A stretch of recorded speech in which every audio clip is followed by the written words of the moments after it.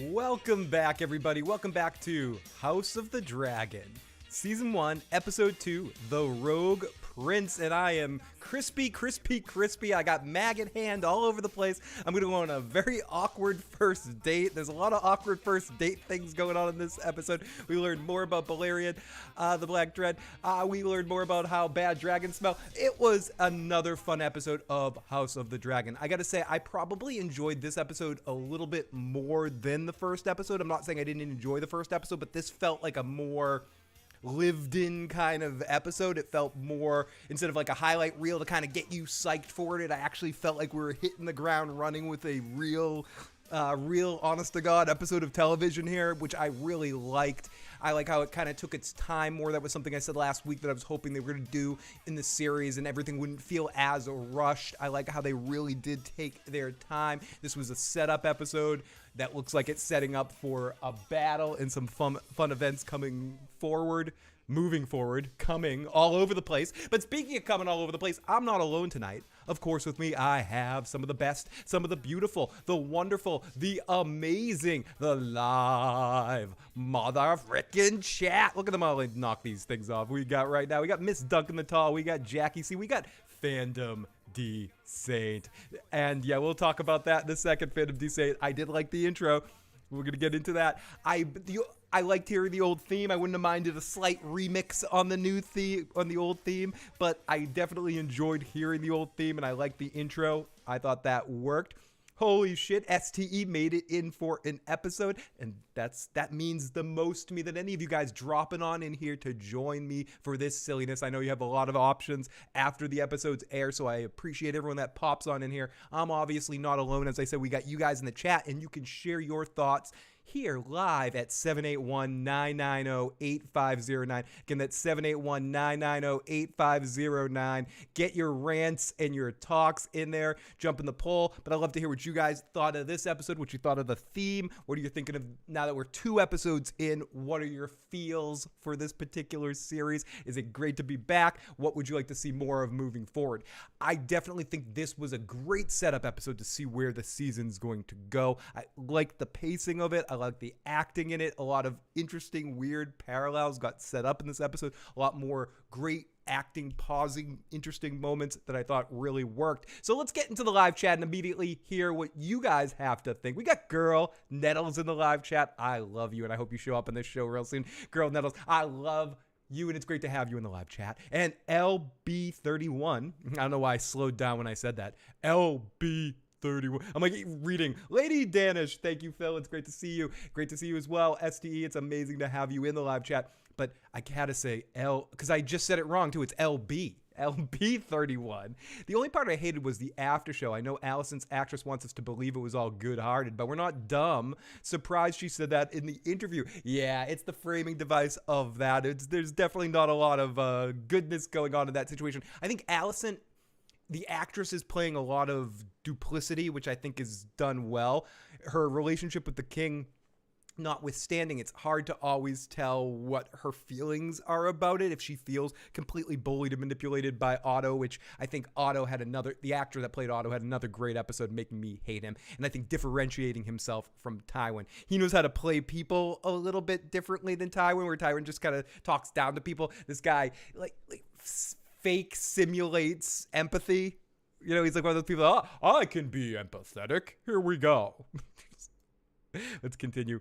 Loner Incognito. That intro was great. I enjoyed it as well. I wonder why they didn't do it in the first episode. Who knows? Maybe they just wanted to get into it. They gave us that precursor text thingy that we got instead of getting an intro.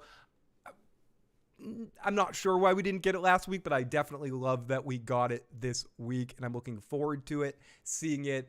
I think season 2, since we've already been picked up for season 2, I could see them doing some sort of remix with the theme to make it slightly different. But if it's the same theme song, if it's not broke, don't fix it. Jackie C in the live chat. Thank you, Jackie C, for being incredibly amazing, supportive to all of us creators, bouncing in and out everywhere. I was on 3 different places last week. I saw Jackie C in all 3 different places. It's great to see Jackie, and I may pop in that 3rd place after this tonight too. depending on the time. I choose Sir Kristen is what she said. Oh, he's crispy. It's crispy to rock the Kingsguard, It's right on time. It's crispy. He's crispy, crispy, crispy. Maud Mary says this episode was fire. I did like this episode. If this is the best of it, this is the best episode of House of the Dragon so far. And again, I like the first episode. I'm not the biggest fan by nature of pilots and the way that they set things up. I kind of don't know if I'm going to like a series until we get into the episode by episode kind of vibe and how they're presenting a story, how the dialogue's going to feel in less of a presentational way when we're actually getting into it. And I felt like everything felt more liquid in this episode, less delivering lines with a little bit of, I wouldn't even say uptightness, but just figuring out the kinks a little bit. I think this episode felt a lot more natural to the way the characters were interacting, and the world felt more lived in this episode. And that's not to say anything bad about last week necessarily. If I wanted to say something bad about it, I would. But in this way, I mean it more as just a comparison of when you have a first episode and you're trying to sort of refocus people's attention on this world of A Song of Ice and Fire and how it works now. You got to get a lot done in that first episode to make people come back and tune in again this week. So I think now that they've gotten that and they did a big opening pilot with lots of stuff, they can get into a setup episode here in episode 2 that's going to set up, lots of interesting conflicts. Moving freaking forward. Leanna Finn, the intro, loving it. Jet Fandom D say Brandon, definitely this episode really fleshed out some characters. It did. We started to get to know the characters, which is something that's important for me on this series. I don't want to just see like character types and move from point to point to point at a rapid pace. I want to really take the time to have this be more of a character study, especially when they're going to play with jumping in time and the way they just even play with the visual aspect, like when we're flashing over to like the crab feeder stuff when other people were talking, like the way they're setting up parallels like that in the filmmaking. I enjoy that. It's different than the original series, and it's going to open it up for even more development, like character development type stuff.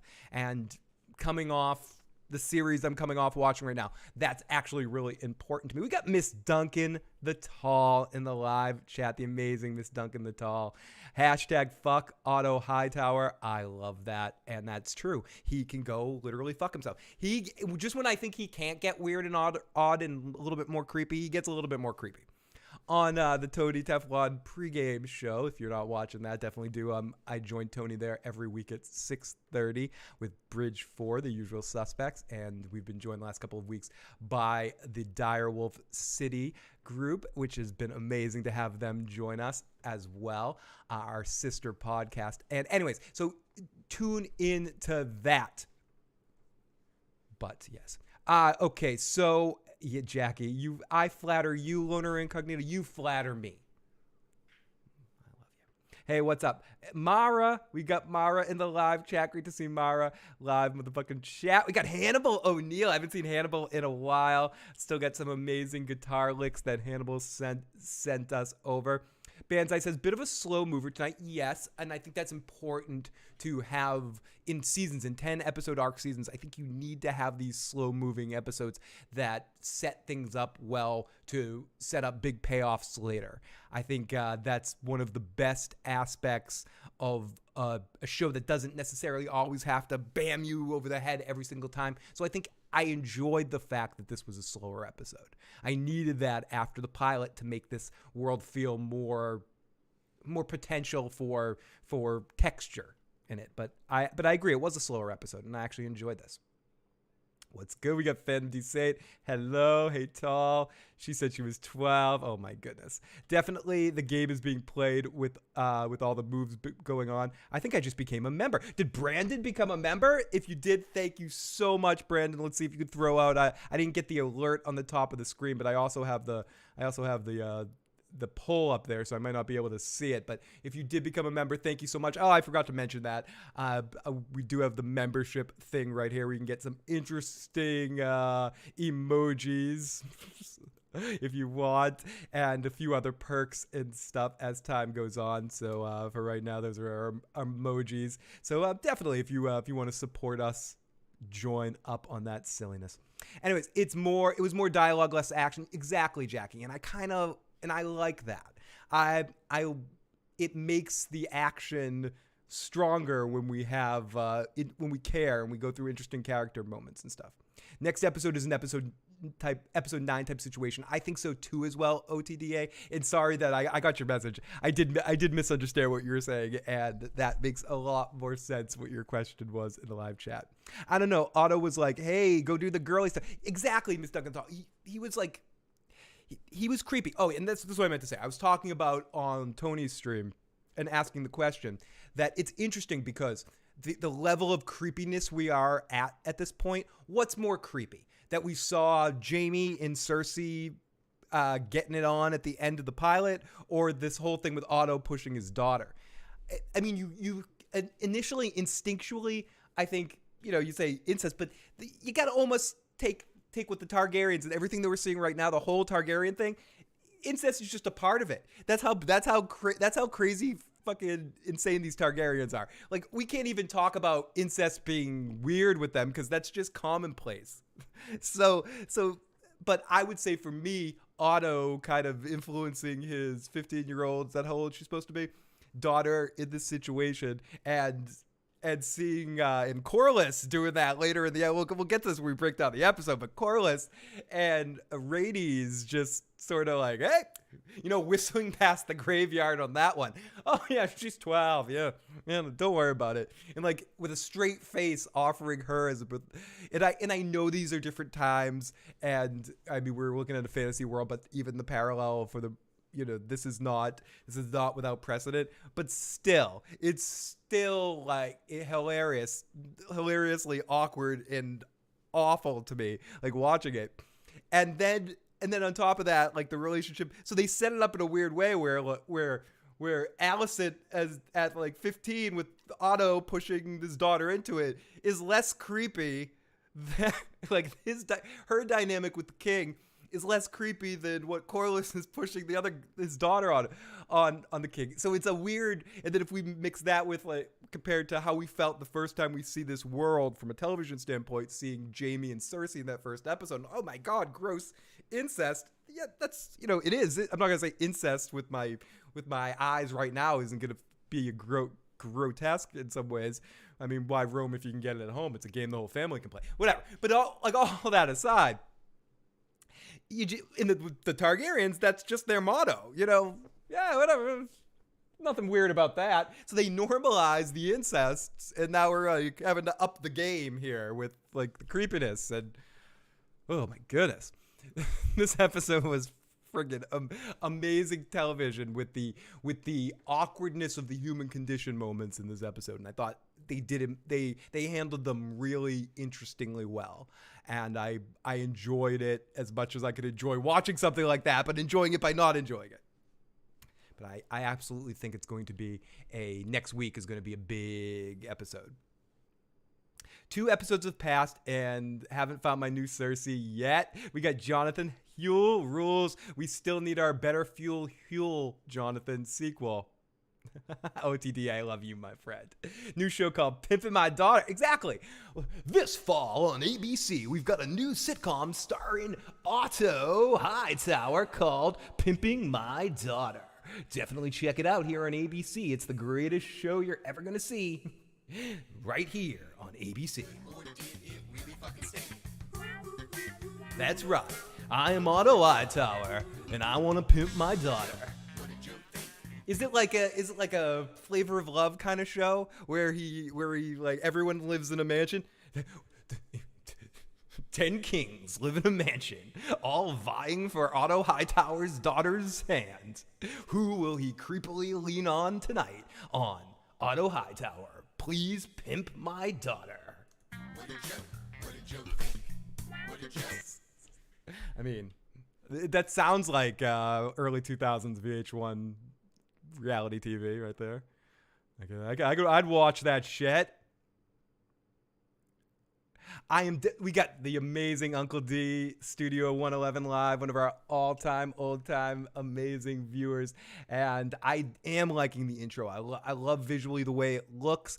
I like that they chose to use the old theme. I wouldn't have minded some sort of slight remix of it. But that's only my own selfish musical taste of wanting to hear a different version of it just because it sounds cool. You know, like on Sgt. Pepper's, I enjoy seeing like I think I'm missing stuff right now. I enjoy watching, like hearing the reprises and shit like that. Like, so I definitely enjoy that shit. But thank you so much, everybody, for hanging out tonight. We got Analysis of Thrones. We need that spinoff show. We definitely need it. Jaime and Cersei are two consenting siblings. These creepy dads pimping out their daughters is the fucking worst. She's not an easy woman to replace. Analysis, our buddy, our good friend, Analysis of Thrones in the live chat. Fandom. I joined, but it's not working, probably because I did it on my phone. No access to emoji. Oh my god, I forgot about the show. Can we get a fuck auto song? Definitely. I will write that to the request order. Let me write that on the top of my notes so I can start making notes about that. A fuck auto song. I'll work on that for sure. Who is the better contest on pimping my daughter, Corlys or Otto? I think Otto's doing a better job of pimping his daughter out. If we're really breaking this down, here we are. It's the final hour of pimping my daughter out. Who's doing a better job? Corlys Velaryon. I mean, in fairness, that little girl had her rap down pat. Like, she knew what to say to the king to make it extra creepy. And now here we go. Finally, we got our first member with a dime bag of support. The amazing, the wonderful Sonic. Yeah, boy. Our very first member. So thank you for popping on in. Much appreciated. And we got Kelly Johnson with the super chat donation. I must have missed that somewhere. There he is. The episode was slow. Real slow. That's for the people that watched Only Murders in the Building. And yes, hopefully soon, now that I've watched the whole season of Only Murders in the Building, hopefully myself, Tony Teflon, and the wonderful Anna from Red Lipstick Club will be doing a live stream about our thoughts on this season. We may be way late just because of timing with everything, but I'm going to figure that out at some point and look forward to that sometime in the next month here on this channel. But I hear you, Kelly. I enjoyed the way it took its time, but I can get that some people might have wanted it to be slightly faster. Holy shit, we're getting a handful of members right now. We got Miss Williams with also a dime bag of support. Thank you for that dime bag of support. And we got Santivia Major, the amazing, incredible Santivia Major with a dime bag of support. Thank you so much for dropping the dime. I appreciate it. Rhaenyra felt like two people close to her at a time and needed to play her at her most vulnerable. Excellent point, Tolk. Kelly Johnson, Phil, don't sell Allison short. She's no shrinking violet. 1998 champions. I love it. I love with my live chats looking like the reunion. And honestly, we're not even in a reunion anymore. Now we're actually in the game again. The gang's back together. We're playing the game. We got at least 2 seasons of this stuff. Let's have fun with this. Not to mention all these other ones. Did Corlys really get a rose though? Did Corlys Velaryon get a rose for properly pimping his daughter? Yes, he should get a rose, Miss Duncan the Tall, because he did it well. He prepared that girl. I will be a perfect queen for you, sir, and I will do this, and I will give you many boys, and I will do this, blah, blah, blah, blah. But my mom said I don't have to bang you until I'm 14. Isn't that wonderful? What the hell? Santovia Major, thank you so much for your support. It is incredible. It feels so good to be back in Westeros. We got Sonic Boy, who gets his very special Shit Buddies badge. Everyone, all of our special members will get the Shit Buddies badges. And thank you so much to everyone that's joining. I incredibly appreciate it. I imagine dragon eggs taste like brimstone.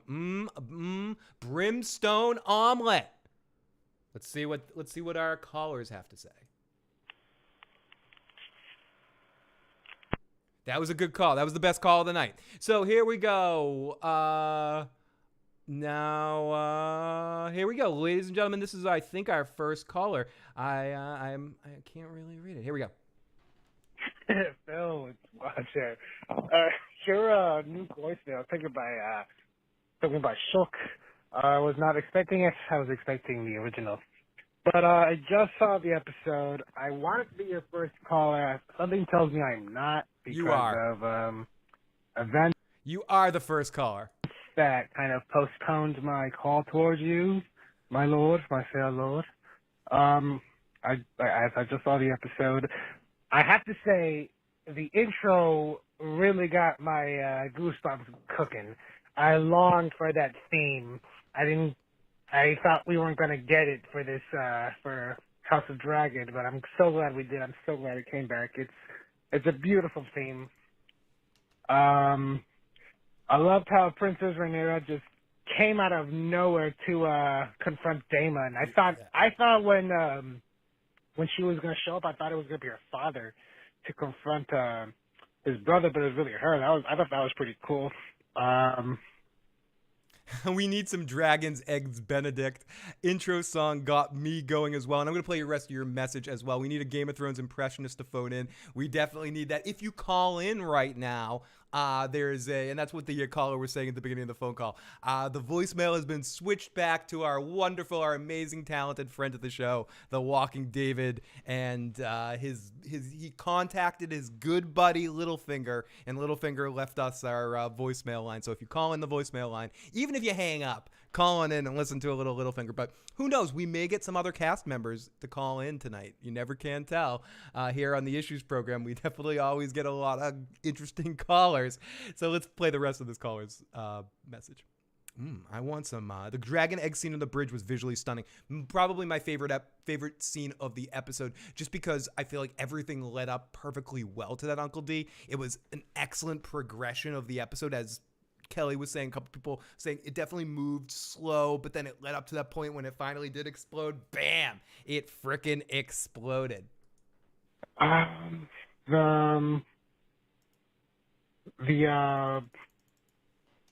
forgot her name. Rhaenyra's best friend, Alicent. Lady Hightower. I can't remember her name right now, but I was kind of surprised to see the king. I'm sorry, I'm half asleep. The king take her. That's okay. And these voicemails are one takes, so I get it. It becomes a little difficult at times. So let me put my rogue prince over my face, and there we go. And screensaver worthy this stuff. Her to be his wife instead of Lena.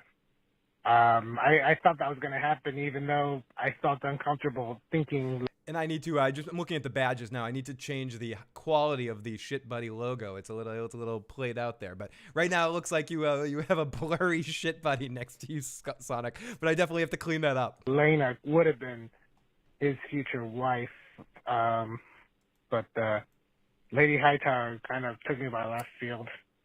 And their conversation with Corlys and Daemon at the end was also took me. I wasn't expecting that right away. Decent episode, but I wish I could have enjoyed it more because I have work in the morning. But like I said, I wanted to call your show despite me being half asleep. Looking forward to hearing from your. No, very much appreciated. Very appreciate that you checking on in, whether you had to work or not. I do appreciate, like I said, there's so many options out here, and a lot of them I bounce on. Actually, I might bounce over to another one after I'm done here. So I know there's so much fun out there tonight. So I appreciate all of you guys that are sticking in here and saying hi and staying in the chats or bar hopping, which is amazingly fun as well. How do I find the channel emojis? If you become a channel member, you get access to these channel emojis. Since we can't have Joe here tonight in the podcast, we will have Joe in the live chat. And exactly. Sorry, I had to do a little Cheech and Chong action. We also have texts. If somehow I miss your live chat, and because it does move by kind of quick, you can always text on in if leaving a voicemail is not your thing. We got the amazing, the wonderful, the Antoine Thomas, who's one of our favorite viewers of all time, and callers and texters. He says, I've been watching House of the Dragon, and I'm really seeking the Blackfire, Daemon Blackfire. I feel that I am there in knowing that Daemon Blackfire barely took over the throne. You know the deal. Princess Rhaenyra is interesting, but she won't be around for long because she blah, blah, blah, blah, blah, blah, blah, blah. I'm just not going to spoil because there might be some spoilers. But her beauty rivals that of Daenerys. Pete's live music, keeping it real. These dragons and Dragonfires don't look as good as Game of Thrones. Must be a different visual effects team. Thoughts. Somebody is bound to put the NFL theme song over that epic egg toss from Damon. Thank you for giving me an idea for a video tomorrow. I'm not sure I agree with you 100%, but please always keep it real. This is never an echo chamber here. And listen, dude, listen, dear. I kind of like the way, I haven't seen the fire in the full-on battles with the dragons yet, so I'm holding judgment, but the visual design of the dragons, I think I like better. I feel like they're more unique and less cookie cutter, but also you got to remember that we saw those dragons on Game of Thrones for so many years in a row, and we got used to the way they looked, and especially Drogon by the end looked insane. So I'm going to put a pin in that, Pete. And we'll see if you feel that way by the end of the season when we see the dragons in full-on action. But I have to say, I enjoy the fact that we're focusing more on the dragons' personalities and their different interesting expressions that they're having back and forth, and they feel smarter to me than Dany's dragons felt. But who knows? So crab boiled next week, maybe for dinner. But I'm not poo-pooing what you're saying, Pete. I just wanted to alliterize with a couple of P's there. Lady Stoneheart at the Fill the Issues guy. Yeah, there's a lot of stuff going on. Got you on one phone on a PC stick with a Kindle, hearing everyone's thoughts all at once. Awesome. Thank you, Heineken. I appreciate that. I'm definitely the oldest one here. You know, been doing this since 2013. Anyways, so let's go. Area code 325. Daemon tossing Princess D's was a big deal. Shit would have definitely gone the other way if it had been anyone else. Absolutely 325. I think his affinity for her came through big time in that scene. I think Daemon, for me, after 2 episodes, is the clear-cut most interesting character for me. I think he's becoming my Binky on the show quickly. I enjoy his duplicity of who he is as a person. We got the amazing Killmonger in the live chat. The sound design on the Red Dragon was awesome. Seriously though, I am torn. What's up with using the OG theme? It's an interesting question, and I was gonna put this as the poll question, and maybe I'll because we basically have a 85% with 100 votes already, so 100 could be a good sample size here. I enjoyed tonight's episode. 85% say yes, 4% say no, and 12% say it's complicated. And I don't foresee those numbers changing most of the night. So I'm going to set up a second poll to just ask, did you like that they used the old theme? Sorry, I can't walk and chew gum at the same time. I'm trying to type and talk at the same time. Okay, did you like that they used the old theme for a hot D? For a hot D. Let's ask the community. So let's put a secondary poll in there and see what everyone thinks. And let's see what everyone thinks now. Let's see. Why don't you tell me the kind of movie that you want to watch? Phil dreams as Damon's conscience seems to... Damon's conscience seems to be. I was alone. Do you think they have rushed the character development? I'm hoping not, Paul. And I feel like by taking their time in this episode and having a slower episode, it actually works for having the potential and ability to do these big, long character arcs. Pete's Live Music says, "No, Pete, I want you to be raging and expect me to agree with everything, and we have to agree with each other all the time. Isn't that what life is, Pete's Live Music?" But no, I absolutely see your point, and it's actually a stylistic kind of choice. And I think one could argue that the style of the dragons in this show have too much.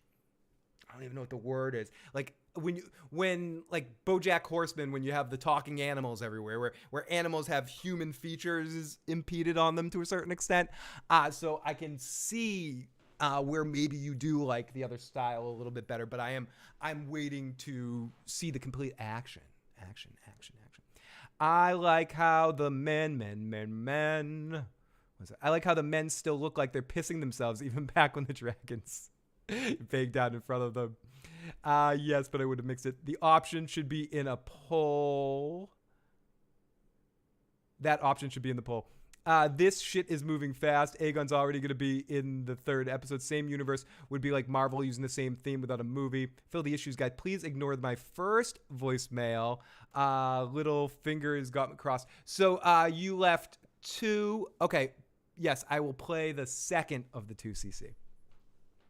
Well, I got charged by Google YouTube for 2.3 after I clicked the membership, but it's not working. Hopefully they'll be able to figure that out.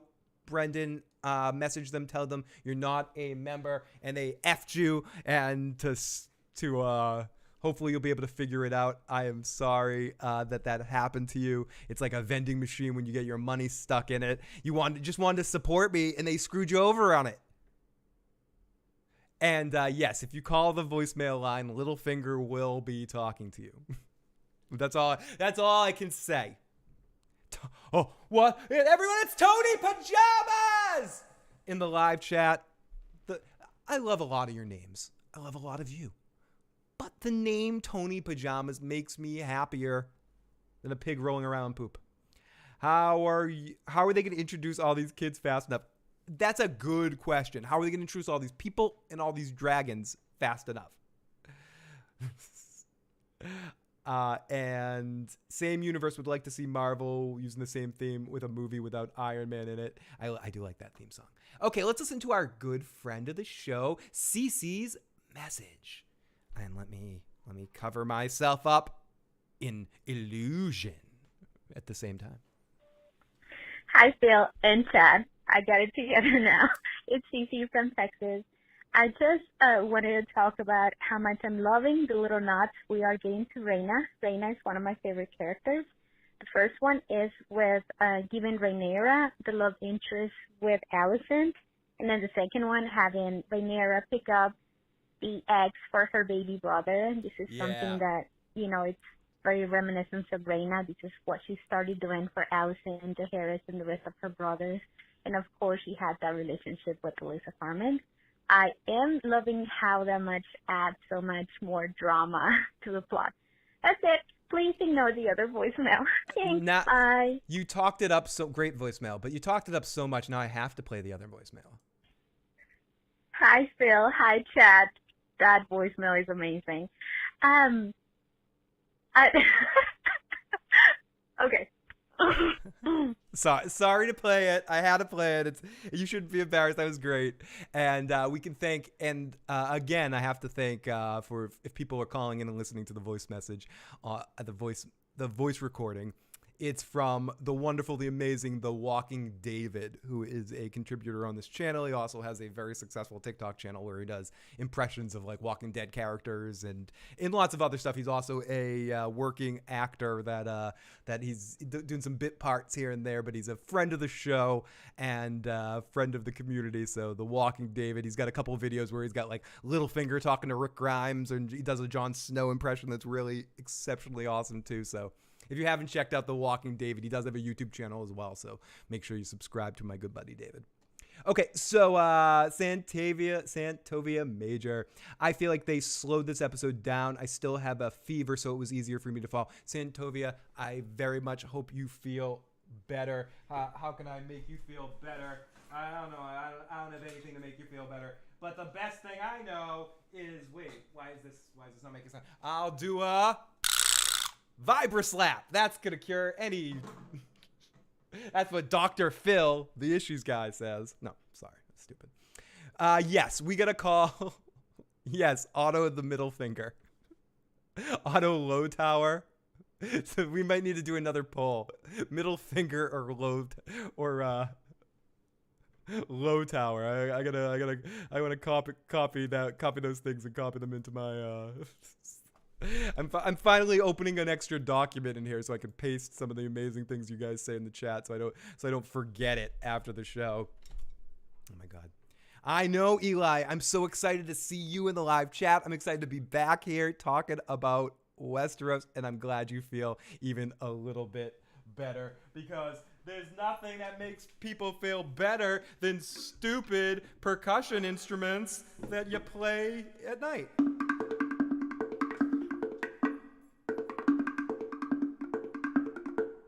Drink from the bathwater, Otto Hightower, you are a creepy dick. Okay, sorry. Sorry, just making things up as I go. Okay, so let's continue. Creepy fucking dick. We absolutely hope you feel extremely better ASAP, my friend.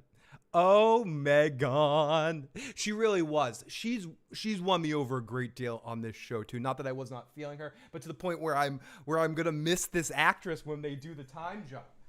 Because she's just doing such an excellent job at presenting this character. It makes me all excited in this special way, and I hear it sounds like this. And then somehow I hear the voice that goes, "This show is not brought to you by PBS." I mean, it's ridiculous. Oh my goodness. What kind of sounds are going on here? Oh, we got the porn bots. They're back. We know we're doing good tonight. The porn bots are here. I thank you guys for joining me tonight. As I said many times, this is there's a lot of options out here tonight. So the fact that we have almost 100 people here watching means everything to me. So please, if you haven't already, hit that like button, share this out. Let's help get even more people in here to help add to our crazy ass party. We got a bunch more. I was gonna say I'm gonna be away, but I'm. One Sunday, I think the Sunday before the second to last episode, we might do a shorter show because I'm flying the next morning, but I'll still be able to do it every week this year after every episode. Hopefully Joe will be able to join us for some of them, but yeah, this is going to be a lot of fun. So we got another Pete's live music text. Remember when Daenerys and Yara flirted a little bit in the throne room? Flash forward to Dragonstone. Porn bots, Otto sends his regards. Glad you're still doing it as always, and good to see the motherfucking chat. I know the only difference right now is I don't have a crow flying around, or we don't have Joe tonight. But Joe is missing in action. All we have Joe is we have him in the live chat, you know, as a spiritual successor, screaming his stuff. We can all imagine what Joe might think. But you know what we can't imagine? Do you know what can never be matched is me trying to stall for time while I'm trying to figure something out. And that is, of course, it's time for the recap!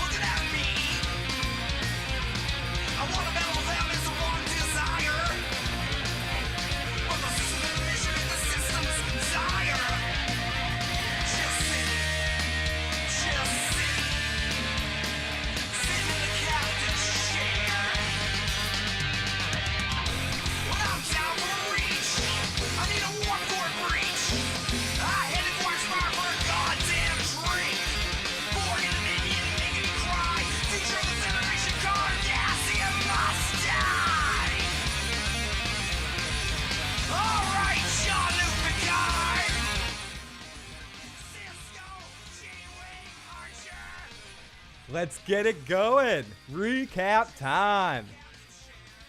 Recap.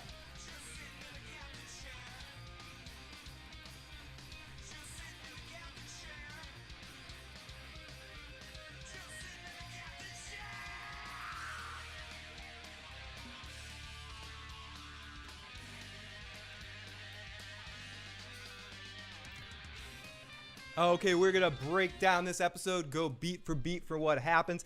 I do have the audio for the episode, and we will be playing some of that as well. So if you haven't seen it yet, you're going to hear it a little bit here. So let me play this through. And also, let's start things out by taking a look at this intro. I'm not going to play the music of it because that's going to get copywritten, but... Oh, no. There we go.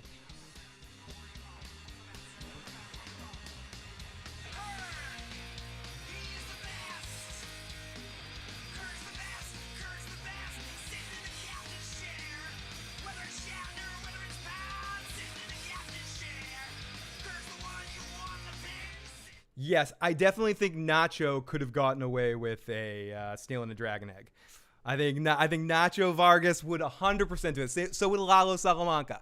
And by all means, I want to keep talking about Better Call Saul until we could never get through it. Thank you so much. If someone has to House Laura Bridge, have a great evening. Thank you for checking on in here tonight and hitting that like and helping sharing the fun. You have a great night. Corliss, yes, I agree. However, I think Viserys couldn't wait 2 years to get his royal D wet. Marrying the kid would be even more creepy. Regarding the music, Star Wars uses the same theme music for sequels and prequels. Just saying. Good point, Claudia Jacobson. Reminds me of the banana splits. You know. Yeah, Joe's being a real Benjamin right now. He really is. He really is. He's what is he? He's probably raging that the first 4 episodes of The Walking Dead, no, first 3 episodes of the final Walking Dead, we're not going to talk about because it's at the same time. But yes, Phil, do you think Slip and Jimmy could get away with the dragon? Always.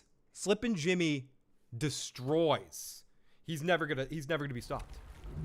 So our episode opens up with Maggot Hands and Crispy Cole. And we get an fun intro. We open up to a roasting corpse and crabs eating a dude's head and a post-battle screams. Nice intro, really disgusting. As we eventually get back to our small council and we hear about Sir Ryan died and we have to get back to 7 guys on the Kingsguard. So we'll listen to a little bit of that. But he was ill for some time. He passed in peace, I hope. Yes, Your Grace. He was found to have passed gently in his sleep. Yeah, gently in it. What's the joke? I forget who the comedian is. Yeah, gently in their sleep. You don't know what really happens. You wake up in the middle of the night. Go, bah, oh, oh, bah, oh, bah. That's dying in your sleep. His remains are being prepared by the Silent Sisters. The succeeding Lord Commander... Shut up, dude. You're so full of crap. I don't know. I don't trust this maester. Maybe it's not the maesters in general I don't trust. It's this maester I don't trust. He just has a little bit of the douche in him. There's an allure, a smell, a stench of bag of douche. You're gonna have to give me props for coining the name Middle Finger. I think it's gonna stick, says Bo. Listen, Bo. If Bo Chambers, I want you to own that for the rest of the fandom history. If that sticks, and I sure hope it does because I like it, I'm gonna start using it. Make sure we all know, everyone here. Like, let's not let anyone else take credit for this. This happened here on our show. I'm not gonna say my show, our show, because everyone else has their shows. This is our show. I'm friggin' Miracle on 34th Street Santa Claus here, guys. It's our show. But yes, you came up with that. You like how I took ownership of that too? I'm like, see, Bo, we came up with that, Bo, not just me, you. Yeah, sign all the rights over to that. Yeah, that's right.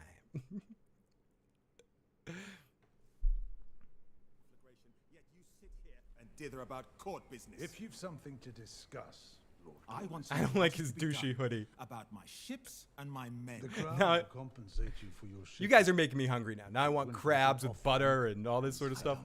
Jesus. What's that music? Stepstones by Oh, force. I'm like, where's that music coming from? Everybody, you might remember me. I'm Low Tower Middle Finger. I'm here to sell you my daughter.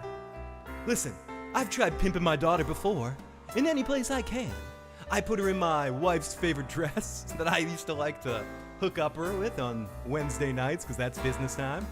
And now, I'm just sticking my middle finger out my ass. Otto out. I mean, like, this guy is just such...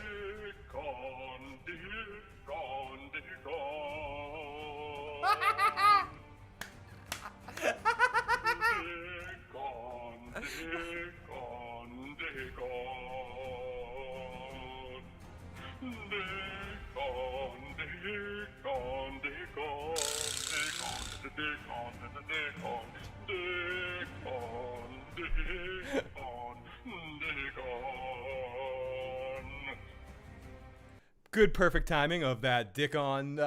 So yeah. So there is, Corlys is basically explaining that there's the crab eating that this dude is feeding the corpses of the Westerosian people that he's capturing to the crabs on a beach. We see it in flashes and see how fucking disgusting it is. And Corlys is like, we need to stop this motherfucker. We need to get in there, stop these problems. Everyone's just sort of like, yeah, whatever, Corlys, yeah, whatever. And Rhaenyra is like, and then Corlys brings up that Daemon is, or does that happen in this scene too? But yeah, that Daemon is there, and she's offering up her opinion. I think I'm confusing two scenes. So we get back to the small council, and we hear about that. Corlys comes in, complains about the lost ships to the war and everything that's happening in the Stepstones. He wants to start a war, but the Maester talks about how war can't happen with the free cities because it's never happened before. We get some info. It's been 6 months since Daemon took over Dragonstone. And yes, this is the scene. And since the king has no balls, and the perception is out that the king has no balls, and Corlys is kind of playing that, and they yell at him. They're like, you can't put the king in the corner. No one puts the king in the corner. Just because you're sitting at his table doesn't make you an equal. And Rhaenyra says, dude, we got dragon riders. Let me go over there. I'll solve the problem and burn them all, or I'll go there knowing that she could probably handle Daemon better than most people, as we see by the end of the episode. She can. And send us. And this is what she says. It isn't that simple, Rhaenyra. It would be a show of force. At least the princess. Absolutely, OTDA. It all starts to blend. Even though in this situation I was right, some part of my brain was telling me it's too many sandwiches and me quickly reaching senior citizen age. As a plan. I only meant that we should at least... Perhaps there's some better use for the princess's talents, Your Grace. Why don't you take the prince? Sorry, I'm keeping Miss Duncan the Tall awake with too many silly laughs. I'll attempt to be more serious. Today is a good day to die. I am Klingon. Klingon does not enjoy anything. I, Worf, son of Moog, thought this episode was satisfying. Rhaenyra says, dude, let me send a dragon. And I said, it would be a good day to die. And I would send a dragon and stop you. And then she said, what the fuck? Let me burn some stuff. And I said, I don't know. K-Less would not like that. So she heads out. And they say, and to get her out of there, they're like, why don't you go pick our new Kingsguard? You can do that. The new Kingsguard posting, Lord Commander. A fine idea, Your Grace. Middle finger strikes again. Otto, middle finger, low tower. Poor man's hand to the king. Makes I will protect you as well. Another excellent suggestion. You should choose. Yes, she's seeing right through it. It's almost like, is Viserys such a passive guy that he sees the manipulation and he sees the cuntness of Otto, low tower, middle finger? Does does he just not care? Ultimately, he's like, oh, yeah, dude's robbing me. I don't care. Yeah, whatever. Not that he's robbing him, but dude set me up. He's a manipulating, power-hungry dude. Whatever. I don't care. Let me have a drink. Ow. See, this is how I'm the biggest klutz on the planet. I jump around like an idiot and run around my room. And, somehow, like I said, I'm pushing senior citizen age and I didn't hurt myself. But as I take a sip of a drink, I bite the back of my tongue. That's how big of a disaster area I am. Maud Mary says, I have an Alicent finger ring with a side of crabs. Cross the menu. Curtsy. The dude abides. Deep fingers, too many fingers, something like that. Okay, so this is where we meet Crispy Cole again in this next little setup. Let me fast forward this a little bit. I don't know, we'll just let it play through. Oh yeah, I forgot a scene. So before that scene, I guess I missed a scene that I was talking about. So we go off to the king telling a story about old Valyria and his model set that he didn't actually build, but he did design it. And him and Alicent are having a interesting dynamic relationship conversation. Is she doing this? And she has this look on her face like she is just scared to death of disappointing Low Tower middle finger.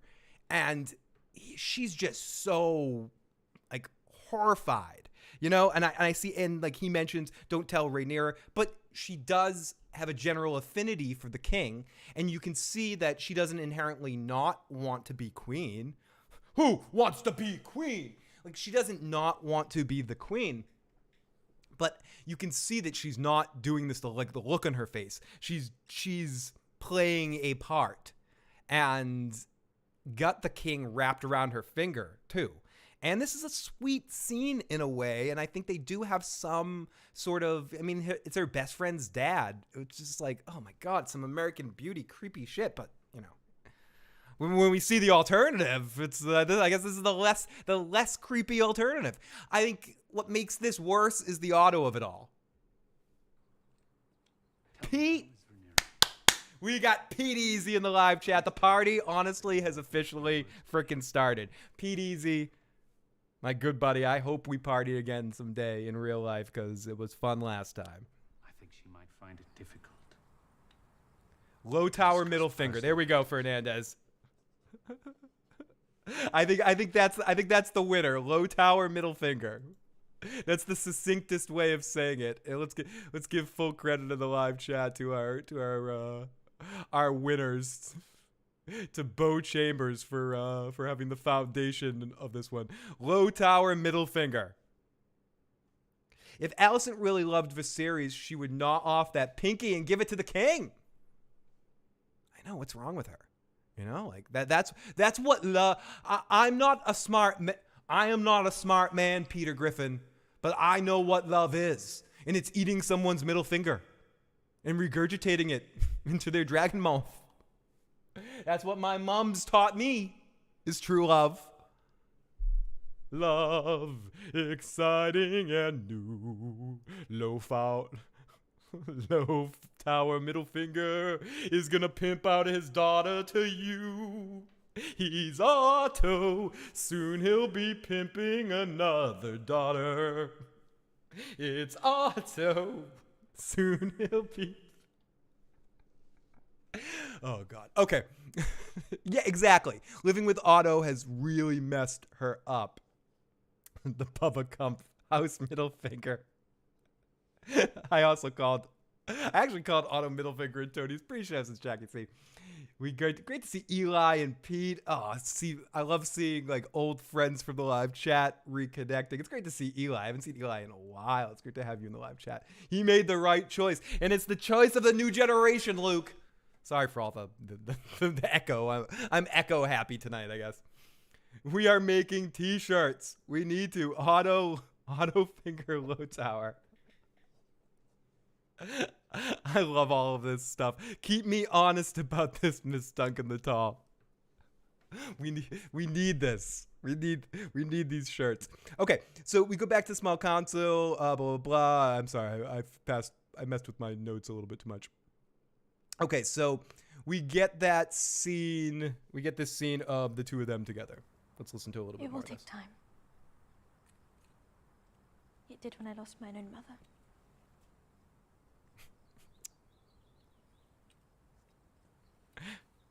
So I wish she would approach me. So the worst part of this whole scene, I don't know the worst part, and I mean this worst as in good worst, is that Otto shows up there. He's like, "Hey, King," like he shows up to talk to tell him about like the Daemon situation, about Daemon stealing the egg. But he literally shows up to the room and gives his daughter a look like, "Have you fucked him yet? Did you do it? Did you close the deal?" Like, he's just such a creeperson. This Otto. Oh my goodness, is Lola in the live chat too? Oh, ho, ho, ho, ho. It's a party. It's officially an old school party. Oh my goodness. And if Miss Timo shows back up again this week, we got all of our old friends in the live chat. We got Antoine. How many would you want to see Princess with a wet t-shirt and a bikini? We got Antoine in the live chat. Keeping things sexy. Love it. Love it. House High Finger. We gotta do this. FOP. They should have been feeding that 12-year-old dragon meat or McDonald's. She looks 9. I mean, Jesus.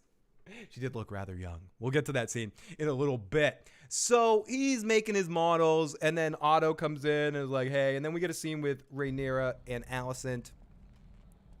More about, and this is a scene where Alicent is flexing her two-facedness, because she's basically talking about her becoming the queen eventually, or her stepmom here, and also she's also doing, I want to give Alicent credit, she's using manipulation, but she's also parent trapping the two of them.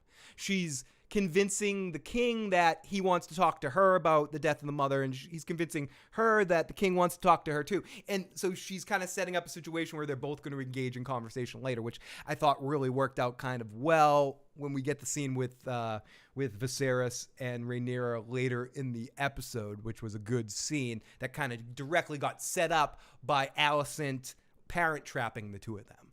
And I thought that worked. I thought the parent trap worked. The parent trap.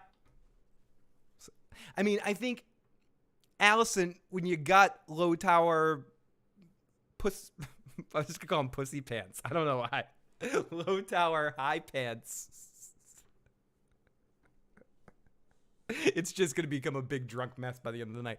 Low tower, when you have him as a parent, you got to find your joys in any situations. And I'm sure since the mother passed in that situation, he has not been... not that he was ever kind, but he's been even worse as a crab tower high finger. Yeah, exactly. I love names that just keep changing. Crab tower high finger. Perfect, jack me off. Okay, so we go to Alicent and Rhaenyra talking about how she's pissed they're trying to marry off her dad. Alicent's like, "Well, give your dad a break. You know, you don't know who he's going to marry." And Daemon spurned him. They light the lights. It's a happy time. He chose you for his heir. He didn't choose me. He spurned Daemon. I think they aged her down, right, Maud? Or they age her up? People, book experts, let me know, as I'm not.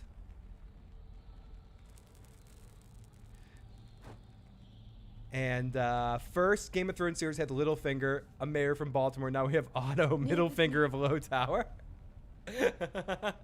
No, the girl looked like borderline 6 or 7 years old. The girl did not look 10, yet alone 12. They made her look even younger. They did I find this is a way to age down. Yeah, they aged her down. She was actually older in the... You're in the quiet of the steps. That is what I thought. So they're connecting here, and she parent traps them. Alicent acting the part of bestie setting up her relationship as stepmom. Alicent tries to relate to her and talk about connecting with the dad. Now we go off to Rhaenys and Corlys in the next scene, who tag team, who quickly want to try out for the reality show.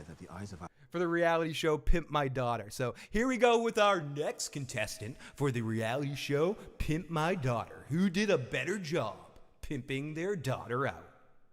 Our enemies are presently fixed on the Red Keep.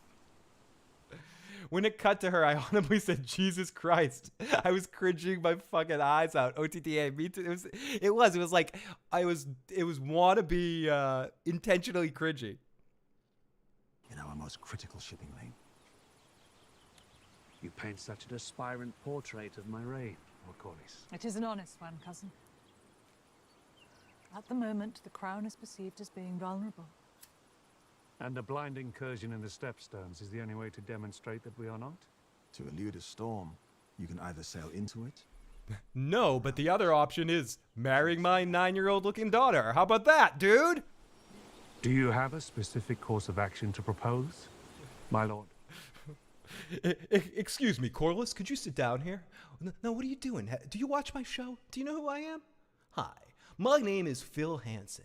I talk to people like you that pimp your daughter out, and, why don't you step outside? The cops are gonna beat you down, you fucking scummy motherfuckers!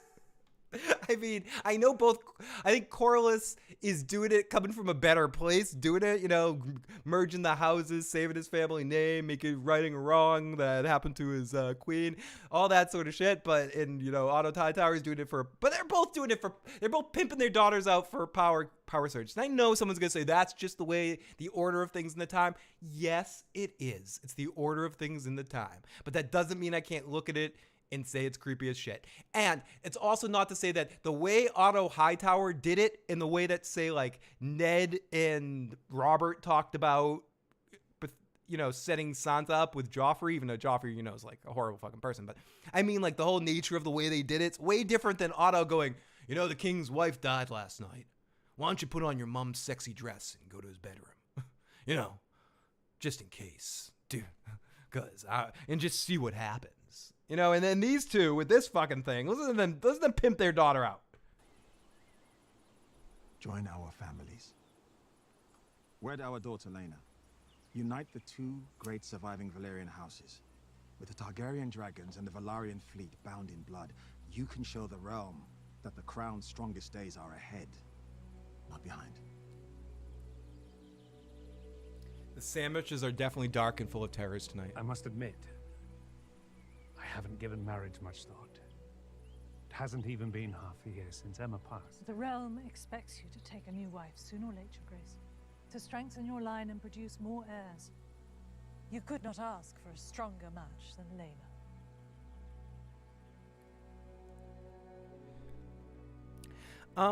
I think I could think of a stronger match. One that's not 12. I'm just saying. As we cut over to awkward dinner, as we literally, let's hear in the background, listen to crickets. Crickets. We haven't spoken much. The people that say there's not a lot of humor in the show, I think that's a humorous point. Like they're symbolizing how incredibly awkward the conversation is. Excuse me. So we hear crickets. Let's listen to a little bit of this conversation. We should be free to speak our minds to one another. You can say whatever you'd like. You are the king.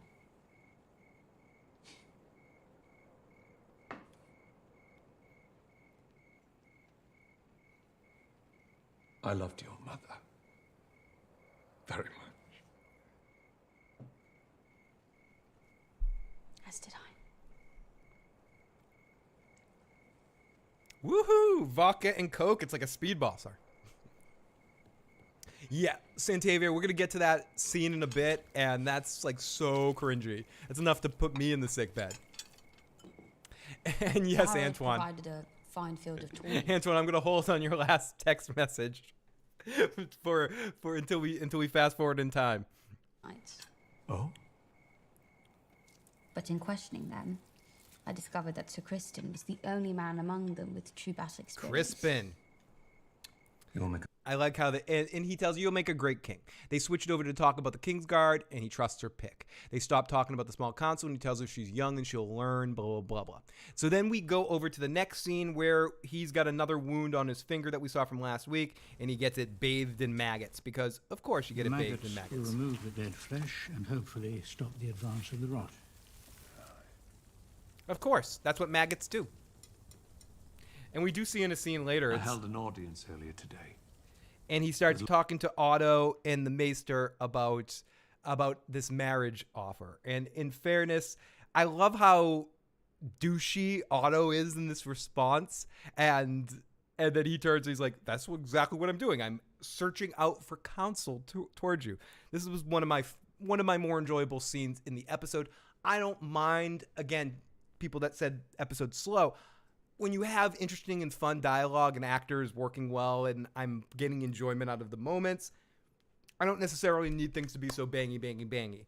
Actually, this gives me a lot of hope that the show is not going to just be one note, that we're going to have these character kind of moments. And I thought this was actually a good scene that showed the differences in what kind of person Otto is as a manipulator, where people would call him a Littlefinger or a Tywin or something. You see where he's a little different. He does try to manipulate through faking empathy. And he does it in this scene here. When my wife died, like, he really cares. Like, you really care, low tower toilet water. Lord Corlys and Princess Rhaenys. That was most charitable of you, Your Grace. I'm sure Lord Corlys appreciated the spirit of it. He proposed a marriage. Fuck you! To whom? Your Grace? The Lady Lena. To combine this. What? Who is it? It's the Strong says it later in the episode. She's so young, she'll get old. Like, it's just so disgusting the way they say it, but it's true. Strength of our houses and demonstrate my reign's strongest days are ahead, not behind. Lord Corlys has overreached, Your Grace. Such matters must be discussed with a small council. That is what I'm doing. I like Douchefinger too. I think all of these names are appropriate ways of describing him. So, what is your advice, dear Otto? What is your advice, dear Otto? Dear Otto, what is? Sorry, I couldn't let that go. Lena is young, Your Grace. Indeed, but the wounds made by the Great Council still linger, my king. A match with their daughter would go a long way towards sealing the breach. Excellent point by Miss Duncan the Tall. Nobody liked Tywin, but we respected him. Middle finger is just outright nasty. Absolute scum is too good of a descriptor for Otto, the douche. Low tower. Bo Chambers said, did anyone else think that Damon's girlfriend sounded a little like a drunk French woman trying to pull off a Jamaican accent? Good luck getting that out of your head. We're going to listen to that in a second. And uniting the two great... Like Chappelle and I'm from Jamaica, right down by the beach. Targaryen houses would certainly signal unity throughout the realm and beyond. The Grand Maester's reasoning is sound. Holy mother... I do fear what we're near. Flick and split. The amazing, the wonderful Maud Mary gave us a super chat donation. She says, if Viserys was a dragon lord, then he would never have succumbed to Highfinger's bad advice. Otto knows Viserys is afraid of dragons, and he uses it. I know someone said they don't hate Otto as much because he's not the only one playing the game. I agree with that. I think this show is fun to be inspired enough to hate a character enough to kind of trash him, and I think we were talking a little bit about this on the pre-show. The actor's doing such a good job making this character swarmy and like low po-rent fucking Tywin, you know, like a completely poor man's Tywin Lannister. And I know he's a different kind of manipulator, but he's quickly becoming one of the most detestable Song of Ice and Fire characters just from his personality traits and the way he's playing the game. You know, it's like if you watch a poker player, certain poker players, they play the game. They all play the game, but some play it like dicks, like a Phil Hellmuth or something. Or it's the same like with Survivor. Like some people, or Big Brother. Bridge 4 is actually a huge Big Brother fan. I'm a huge. He's also a Survivor fan. But like shows like that, I almost feel like when I'm watching them, I'm watching people vie for the Game of Thrones, for the throne and for playing the whole game. And some people do it in a nice way. They make you feel better as you walk out the door and get your torch snuffed. Some people do it like a dick. And Otto is one of the slimiest slime balls to ever play the game. I just think he does it in a very, at least in these 2 episodes, the way I've seen it, in a very slimy way. I gotta do a spin of the wheel for the wonderful Maud Mary for this super chat donation. Let me spin this shit. Spin the wheel. Schwarmy finger. I like that too. I like it. Melissa S. I love you, Phil, so much, but it's so hard to hang in this live stream so late. I'm impatient with everything. Take care. I understand it. Thank you so much. I know it is hard. It's already 11:30 on a Sunday evening where people got to get to work in the morning. I understand late night is not for everyone, but I'm glad that you were at least able to check on in here for a bit, and I hope you come back next week. Slime finger. Ew. Ugh. Usurp my like button right now, and if you haven't already, hit that subscribe button. I don't see what's wrong with what Hightower is doing. Am I tripping? I mean, he's playing the game, Fernandez T. I don't necessarily think we can't really say, oh, what he's doing is wrong and what this character's doing is right, or what Corlys is doing is okay. So I think it's sort of a judgment call within this world. Within this world, it makes absolute sense what he's doing, but he could do it in a less obvious kind of way, in the sense of trying to get his daughter to manipulate him on a core level, like to get in there when he's still hurting and make him think she cares about him more than she actually does. I think there's a way of doing it without being as slimy as he's doing it. But everyone's vying for the opportunity to put their family in that spot. So in a sense, I understand why he's doing what he's doing. It's an opportunity and he's trying to take it. Same reason Corlys is doing it, but doesn't make it less creepy from my eyes. If I view it in that world, then, unfortunately that's the way of things. But this episode was all about playing the game. So Fernandez T, these are all fictional characters in the fictional, like, that's part of the joy of watching it, no, you're not fucking fucked up for thinking that. Am I fucked up for rooting for Tony Soprano? Or Walter White? Probably. Am I fucked up because Quark and Garrick are two of my favorite television characters of all time, and Quark, and they're both liars and scumbags? Probably. But you know what I mean. It's like when you root for, part of the joy of playing video games and watching TV and movies is the escapism of it, and being able to flex certain feelings and certain dynamics and root for kinds of people that you wouldn't root for in real fucking life. I wouldn't root for somebody like an Otto in real life, but if you're rooting for him to win the Game of Thrones here and get his daughter to take control of the situation and use it as a power push to become even more powerful in the kingdom, then yeah, by all means, root the fuck for him. I'm personally think he's a scummy. I believe I'm more on Daemon's side. I think this guy's a gigantic, douche nozzle, but that has nothing to do with the particular thing that we're talking about. So yeah, Fernandez, absolutely not. We're not in an echo chamber here, dude. Keep your fucking thoughts coming, motherfucker. Who don't want to be traded to king to be? It's good to be the queen. Here comes the queen. Here comes the queen. Here comes the queen. She will be burned like Shireen, cause she's. I don't know. I actually don't know her fate, but that's what I would think marrying a Targaryen.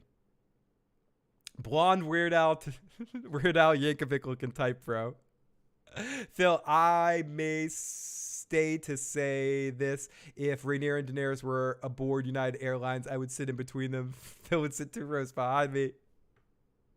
Big time blew the balls. Lyanna was told to flirt and go to his bedchambers too. I believe she was told to do anything which she was trained in this situation the moment that the queen died. Okay. So oh, I love me some Mel Blanc. I love me or Mel Brooks. Mel Blanc. I love both Mels.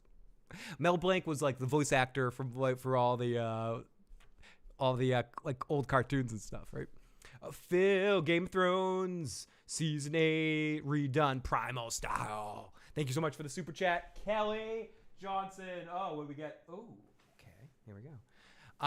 Let's take a shot for you, both you guys, for that super chat donation. Toast it up. Thank you, Kelly. I could definitely see a remake once the books, if the books ever come out, seeing a retelling of the complete story. I could definitely see that. Yeah, he did the voice of all the Looney Tunes and stuff, right? Did he also do, he didn't also do Barney Rubble's voice too, right? No, he did all the Looney Tunes stuff. Mel Torme from Night Court. I know he's not from Night Court. But that's where I saw Mel Torme. Okay, so far right now we got 79% of you guys liked that they used the old theme. We got 21% of people that did not, and we're right at 100 votes. Okay, so let's keep going. Otto and where are we right now? Oh, we're at this meeting with What does it matter, Your Grace? Her mother has passed. Her father must propagate the royal line. I have not seen Primal. I thought you were just talking like Primal. And it makes me think that I want to, if they did redo any Game of Thrones stuff, I wouldn't mind seeing an animated sort of thing. I'm a big fan in the sort of, I've talked about this in another stream, like something in the style of an Invincible kind of thing, a retelling of the original story from beginning to end with George's ending. But yeah, a boy can hope.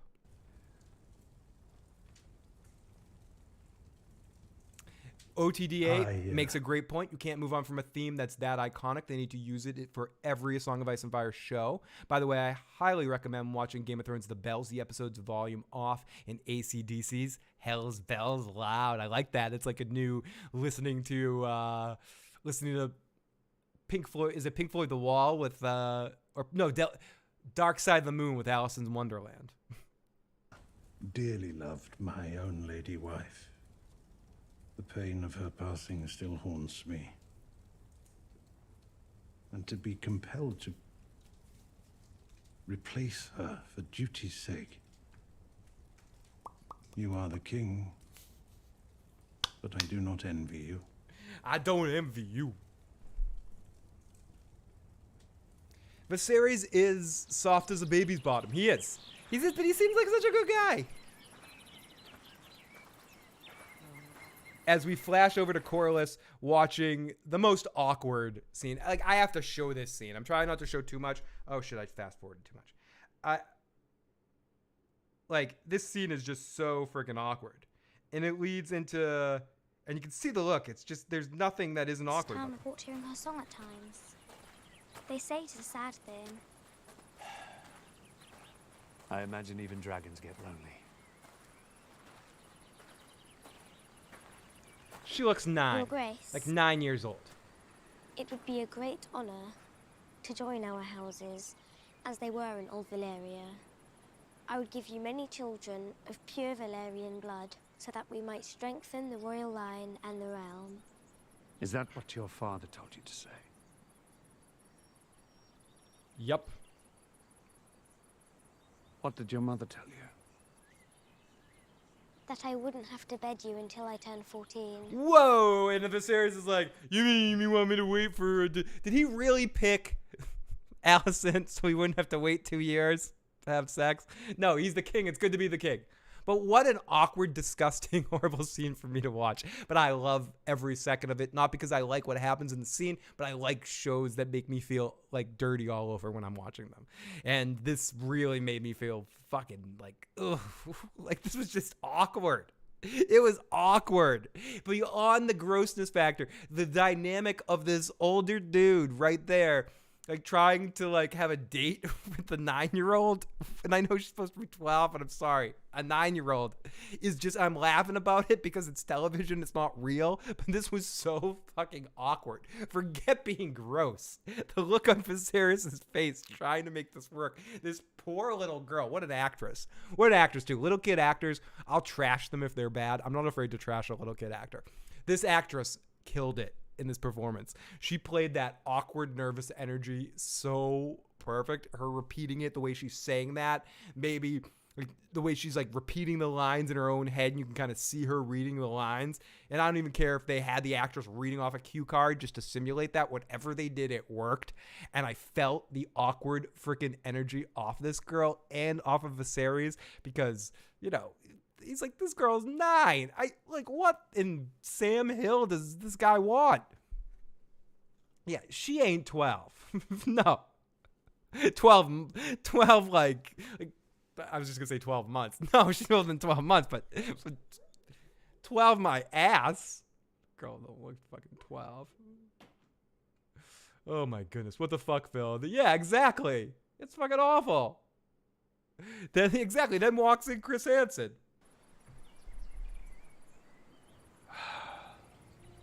Viserys, why don't you sit down over here? Let's have a talk about this. Like, give me a fucking break. So Rhaenyra is watching this whole situation, feeling as disgusting as we are watching this. And this leads into one of our better scenes of the episode with Rhaenyra and Rhaenys. And it bothers you, does it not? They have a very interesting dynamic. My father is a king. It is his duty to take a new wife and strengthen his life. Exactly, Paul. What a weird scene for actor and actress to have to film. Fucking weird. Of course it does. But I understand the order of things.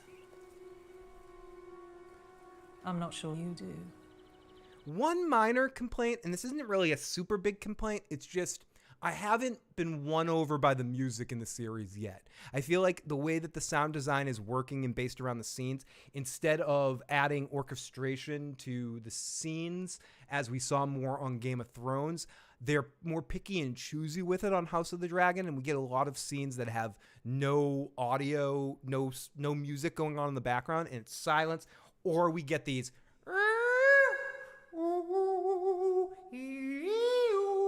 like these weird crescendo kind of things that are rolling through and building up around, and someone's gonna like gif this.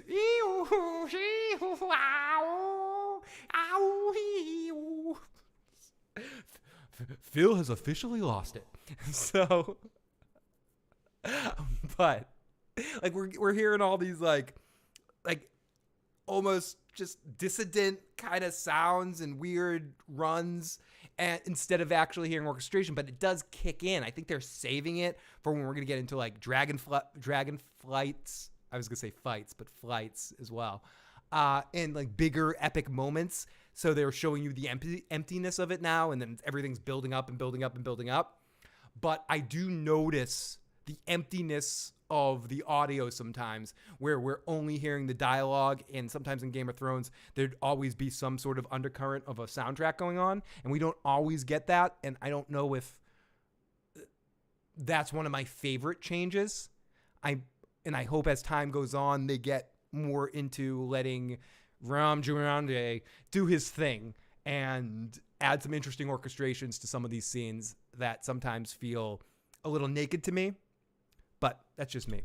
Cue the music. But again, that's not a big thing. It's something that can easily be tweaked out a little bit, and I hope they do tweak it out a little bit. But it's not a deal breaker kind of thing. It's just I enjoy the way they incorporated music into Game of Thrones more than House of the Dragon so far. I think the music is so memorable in Game of Thrones, and I'm not talking about the theme song. I'm beyond the theme song. I get why they use the old theme song. I like it. I'm yes in my poll. I'm cool with them using it. I just wish it was a slight remix of it, but not even necessary. You might see that in season 2. But I'm just talking about like the soundtracking and music from scene to scene. I feel like was orchestrated a little bit, was more a part of the cast in Game of Thrones than it has been so far. Excuse me. In House of the Dragon. But again, very, very, very minor sort of thing that I'm complaining about here. I'm just a big music guy.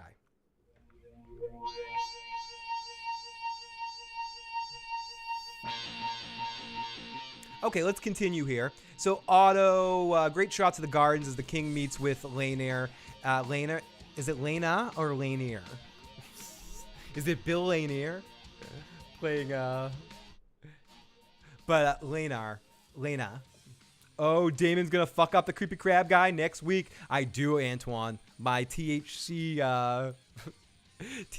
vitamins are running low at the moment. So we get a great shot of them walking in there. Then they talk about lonely dragons. She's very sweet. She says she doesn't have to have sex till she's 14. Rhaenyra watches all of this. Rhaenys is sitting there watching all of that. And she's like, listen, dude, does it bother you? I understand the order of things. They go back and forth. Very good scene between the two of them. She tells him your dad will marry soon, regardless if it's my daughter or somebody else. You're just going to have to deal with things. And then she's going to have a son. And then that son's going to be the heir. You're full of crap. And then Rhaenyra's like, well, they all bowed to me. None of them wanted to be they didn't want you for queen, so it doesn't matter anyway. And they go back and forth and go nina nina boo boo. And there's a little bit of like jealousy. Rhaenys being like, yep, sure, been there, done that. You don't understand the game you're playing. And I like this scene. I think both actors delivered it extremely well. They created the balance between the two of them in an interesting dynamic to show somebody that's been there through a similar situation and could have that perspective, and then the younger person that always going to be like, well, it's not me. You know, I'm never going to want the music turned down when I get older. It's not me. And that was you. New class. Saved by the Bell, the new class. I'm Rhaenyra. I'm going to be queen. And Rhaenys is just like, we'll see. You know, and it's really cool. That's very good dynamic. Do you think that the mask there will tie into the Harpy? I did not think of that. I don't think so, but maybe. Oh, that's exactly what I've been saying, Corliss. 8 more episodes, though. Yep. The episode trend is to start slow with high payoffs in the last 3. I think we're going to have a lot of high payoffs this season. I think OTDA was saying this as well. I expect this next episode to be a big episode. I think we're going to get episode 3 is going to be a huge one. I've also heard, I haven't seen it, and I don't know spoilers. I've heard, I think it's episode 5 or 6 is a really huge episode too. So I think we're going to have a couple of mini huge arcs every couple of episodes until we reach our big epic conclusion point of the season. Oh, I love seeing our new channel members right now with our shit buddy logos right next to their names. It means so much to me that you guys have joined our channel for channel memberships. You guys, I'm going to be doing a once a month live stream just for you guys.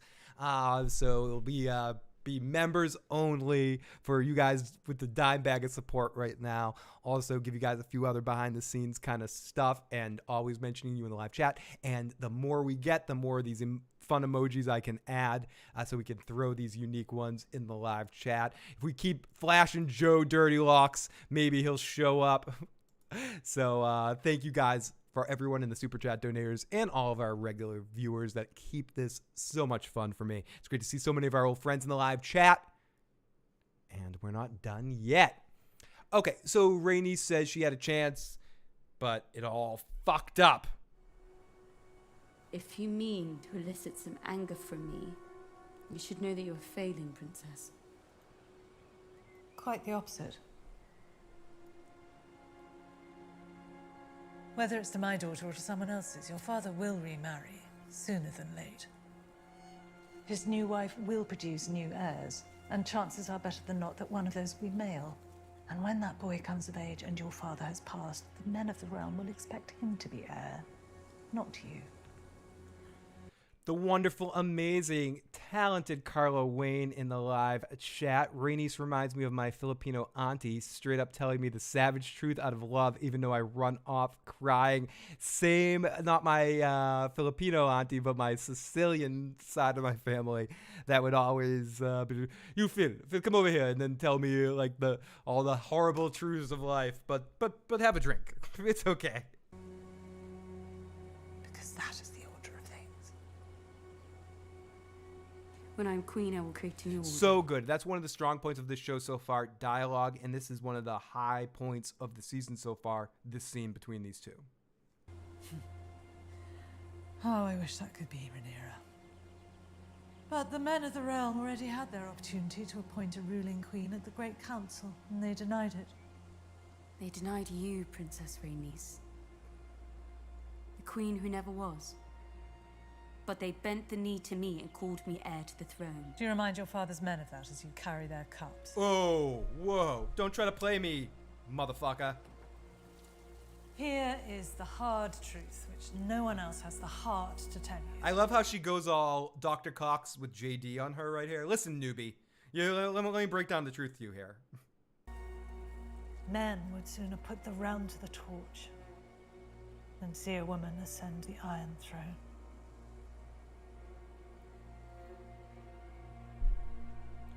And your father is no fool.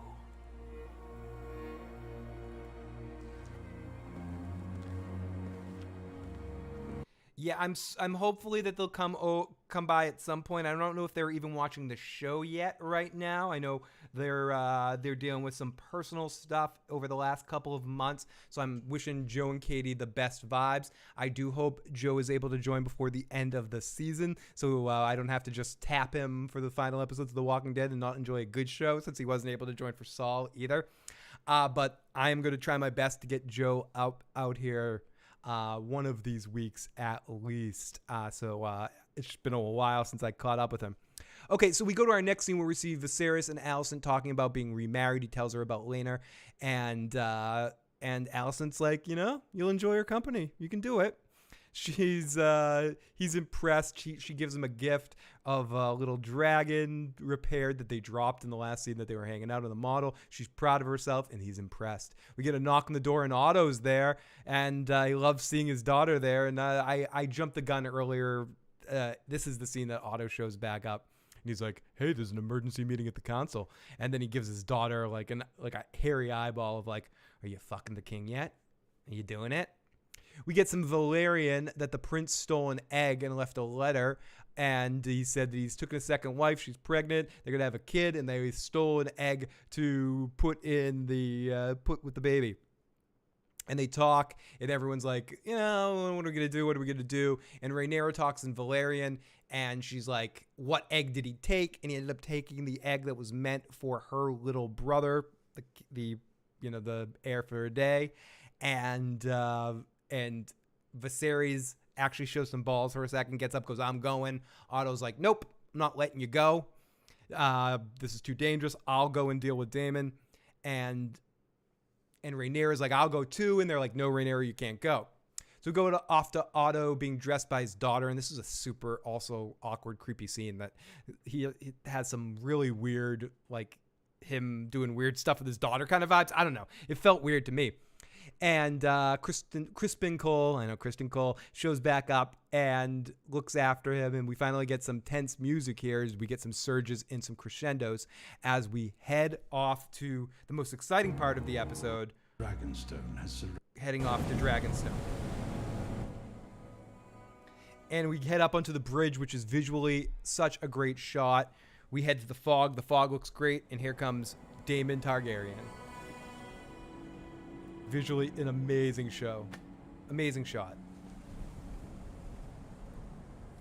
Otto and him face off. Dragonstone, Otto.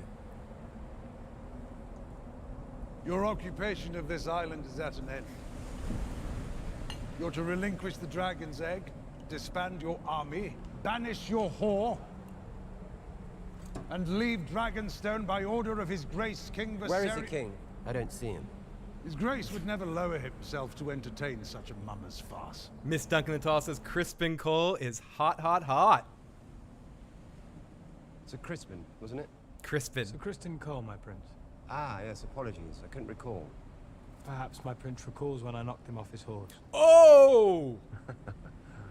Very good. This is a truly pathetic show. And he likes this. They have a good vibe back and forth. For the king's attention that you've resorted to skulking about like a common cutthroat. Yeah, he's got a Carla. I've said that a couple times. He occasionally has a Ramsay voice. I was saying that to Gray earlier on Tony's stream. Sometimes when I hear him talking, I hear Ramsay's voice. With every breath you soil your name, your house, and your brother's reign. Our love does not know titles and traditions.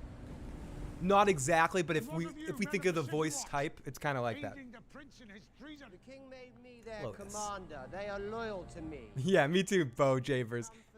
This is a great scene. The tension gets built up. The visual aspect of it's really well done. The fog makes it. It looks like an old matte 80s movie kind of painting type thing. They arguing back and forth about the dragon egg. Here is to declare war against your king. Damon is like, I don't care. Fuck my king. Even if it ends in the death of your unborn child and its mother. They're ready to fight, but just right there in that moment, we start to come in from the sky, and we already got another shot from the sky, and we get dragons versus dragons facing off. We have some interactions between the two dragons. As things are about to go off right now, it's about to be war, but Rhaenyra shows up. Dragon 1 looks at Dragon 2. They smile at each other. She shows up and she's like, listen, let me talk to my uncle here. And I love what she says to Daemon in the translation. She's like, Uncle, you're in my house here. Get the hell out of my house. This place is mine now. And they just go back and forth, and she doesn't really threaten him or anything. Is like, you've angered the king, and he's like, I don't see why. And you almost see Daemon for the petulant child he is here in this moment. His feelings are hurt. This lays extra credence to what I was saying earlier on the other stream too, about him only fighting Viserys because he's a big baby, and Viserys sort of poked his ego a little bit, so he has to complain about it. We find out that his girl isn't actually pregnant, and she walks off because she never wants to be pregnant. She's like, you lied to everyone, told him that. I'm never going to give you an heir. That's not my style. Rhaenyra and him go back and forth, and she's like, give me that egg back, motherfucker. Otto did set up. Caraxes and Sarah, that was all bullshit. They grabbed the popcorn. Yeah, they were just watching the show. And that's what that's why I'm saying that's one of the things I like about this style of the dragons. They definitely have more, I feel, just more personality from them. But that could necessarily not be the best thing moving forward. We'll see. We'll see how that works. Middlefinger forgot about the motherfucking dragon Daemon has. Great plan, bro. I know. Did he think he could give a dirty look to that dragon and that would be enough? As Daemon decides not to hurt Rhaenyra, and he throws the dragon egg back at her. Yep, and that's the end of that. That's the end of that story. As they put the dragon egg back in the dragon pot, she heads off, and they go back home, and Daemon walks around Dragonstone pissed, has an interaction with his wife, and she is pissed, and she said, I'm never having a kid. That's just not happening. Your child. Well, perhaps when we are wed, we can make that true. I ensured long ago that I would never be threatened by childbirth. Good. Children can be such irritating creatures. You swore to protect me, Demon. Dragonstone is quite secure. I don't know about that. So we go back to the king. He's talking with Lionel Strong, and he talks about Corlys. And this is the scene that I was talking about earlier, where he's asking his advice about the daughter. Should I be marrying the daughter? Is it awkward as hell that I'm marrying the girl? What's the miss like? She is 12. She will mature. Oh, it's not she'll get older. She'll mature. So he tells her to marry him, and this is an important thing. This could be an important alliance. And Princess is back from Dragonstone, and the king is pissed. She comes to the king with apologies and everything, but he's not having any of it. He's like, listen, you don't understand. Landing without a word. And you acted without the crown's leave. He was pissed or hard because this was the first time he saw Rhaenys as Rhaenyra as an equal. You could have been killed. I think he thinks of her as an equal, and he also was like impressed.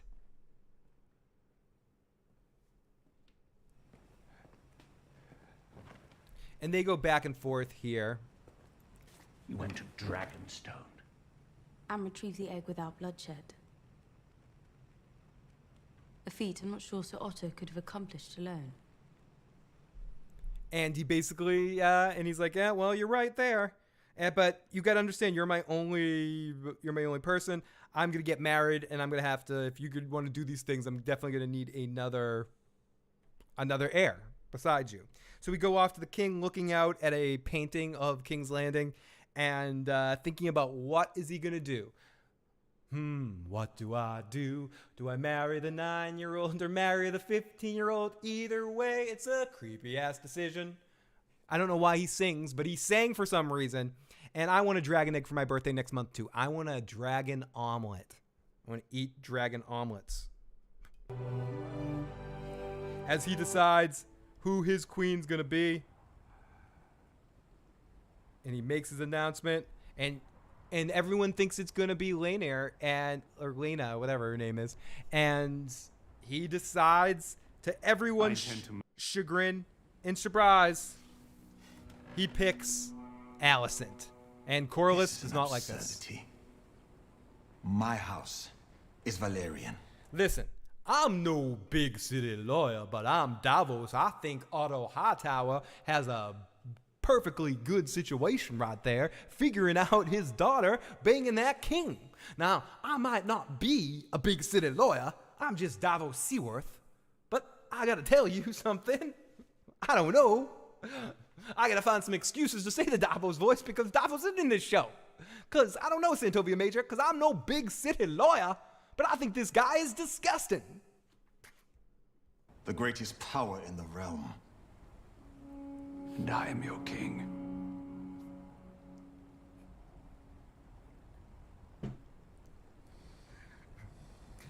Listen, all I know is I know that Stannis is the rightful true king, but this Otto is a piece of shit.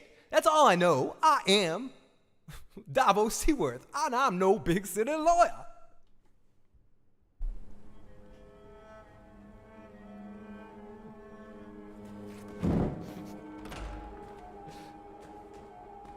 Exactly. The thing is, us readers knew it, and it was still upsetting. It's still super upsetting.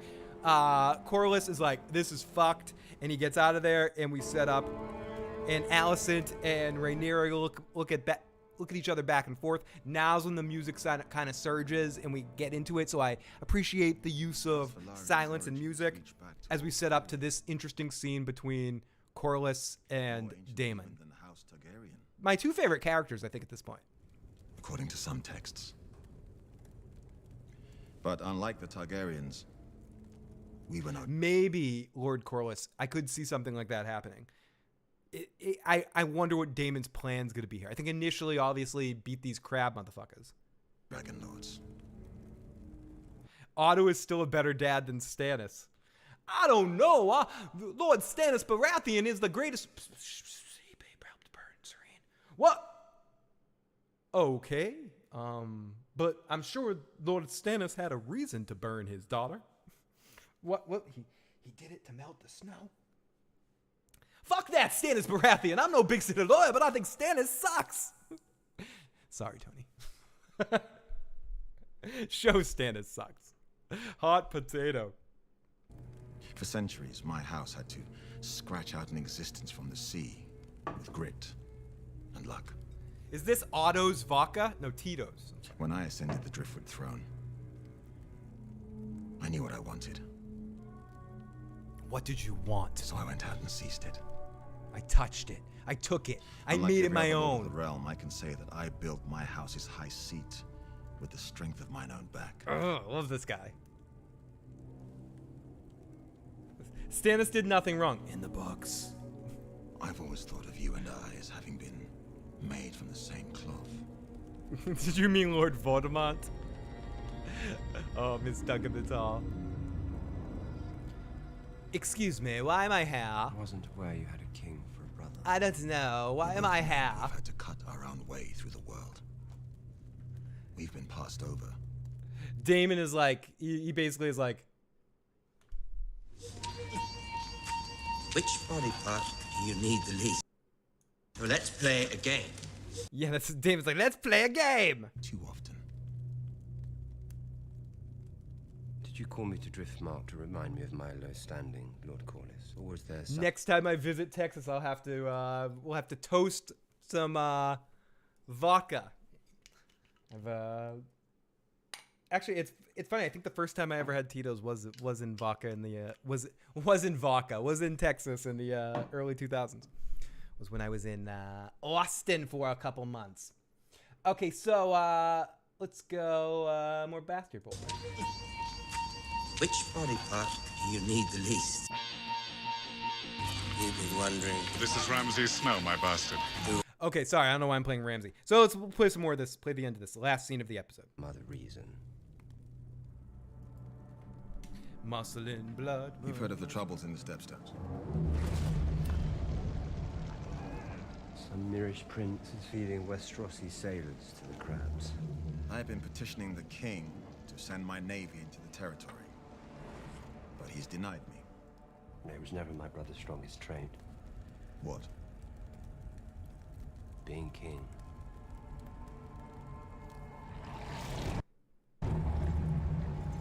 The crab feeder It sounds like a party, Miss Duncan the Tall. is backed by powerful entities within the Free Cities who wish to see Westeros weakened. And the king's failures have allowed him to accumulate strength. If those shipping lanes fall, my house will be crippled. I will not have Driftmark beggared while our king idles himself with... And as we hear this audio, we see the crab feeder. Great visual of him as well. It looks very haunting. Not. Waiting in the Stepstones is a chance for you to prove your worth to any who might yet doubt it. We are the realm's second sons, Daemon. I have a feeling next episode we're going to see Daemon burn a lot. Once you hear it, Paul, I'm not saying he sounds exactly like Ramsay, but once you hear a little bit of his cadence, for me, I hear it every time a little bit. Like, he sounds a little bit like Ramsay to me every single time. Well, let's play a game. Let's play a game. Let's get the King's Guard and fuck the king in his ass. So, everybody, that's the end of our episode. My favorite episode of House of the Dragon so far, episode 2. Both episodes were great. But I definitely enjoyed this second one is a little bit better than the first one, just because I feel like it was a more lived-in, real feeling episode. And I can't wait to come back out here next week and talk about the next episode, because I think it's going to be an exciting one. Hopefully Joe will be able to join us, but if not, I'll be out here every week by my lonesome to talk about this show. I like getting to talk to you guys just myself, because I talk a lot when I do other shows with other people. I have to hold back how much I can fucking babble, so it's good to have shows occasionally where I can talk for 2 hours just myself and babble with you guys. Just like I think the last Better Call Saul show I did was like a 5.5 hour show of just me talking. Poor anyone listening to that crap, okay? But anyways, everybody, you guys have been amazing tonight. Let's look at our poll before we start to wrap this up. We got, let's see, Tito's is corn. Do you like that they use the old theme for House of the Dragon? 80% of the people say yes. 19% say no with 120 votes. So yeah, most people enjoy that they used the old theme. I generally do like it. I thought it was fun. Okay, everybody, when you leave here, if you want, step on over to the one and only Preston Jacobs channel. He's going live right now with Carmine and probably a couple of other people, and I am most likely going to jump over there and join that group over there tonight. So if you want to keep this fun going, it's obviously a lot of other people that are streaming as well right now, but I might be jumping over to join the amazing Preston and Carmine to jump in on their show. They're awesome enough to invite me over every week. So I have the green light to join those guys. So I'm at least going to jump in the chat over there for a while and maybe join the discussion as well if you want to keep the fun going over there. If not, I will be back next week with the pre-show with Tony and then the after show over here. So I can't wait. This could be a fun 8 more weeks of this. We got, 2 more months of fun for the House of the Dragon stuff. And you guys have been unbelievably amazing. So and thank you to all of our new channel members. We hope you guys enjoy being a channel member, using those special emojis, getting the special symbols next to your name and all that other fun stuff. Appreciate that dime bag of support. It means more than you know. So when you guys go over there, if any of you guys do go over to Preston's channel, make sure you let them know that Phil sent you and the Issues guy sent me. So say hi over there. I'll see you guys over in that chat room at least, and maybe over on that stream too. So you guys are amazing. Have a good night. I will be back next week. And if you haven't already and you enjoyed this, hit the like button, hit the subscribe button, share this channel with a friend. I also should be back to making some shorter videos next week too, like I did for Better Call Saul. My video editing computer as busted. Analysis of Thrones, I feel like I lost the lottery. I chose between Mario Strikers and Mario Golf just because I wanted to get a Mario sports game, and I feel like I made the wrong decision, and I see you playing Mario Strikers and I'm jealous. I'm jealous of my poor mistake. I don't know why I picked the golf game. I was having a game night with my friends, and I felt like it was an easier pick up and play game. It's all right, but I see you playing Strikers all the time, and I'm like, I feel bad. I messed up. I chose poorly. But thank you to our super chatters. Thank you to our live motherfucking chatters, and thank you to our new channel members. You guys are all incredible. I'll talk to you guys next week. Later.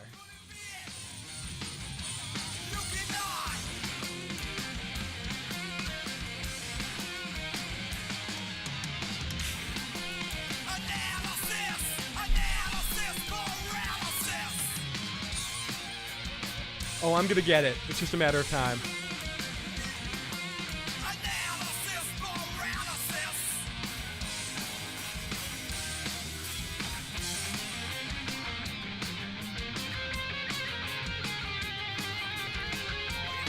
Let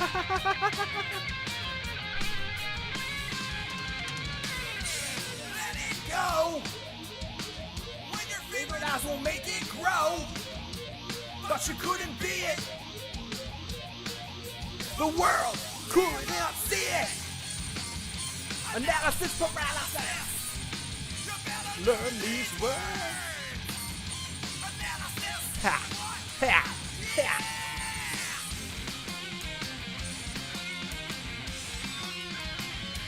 Oh, I'm all about that analysis.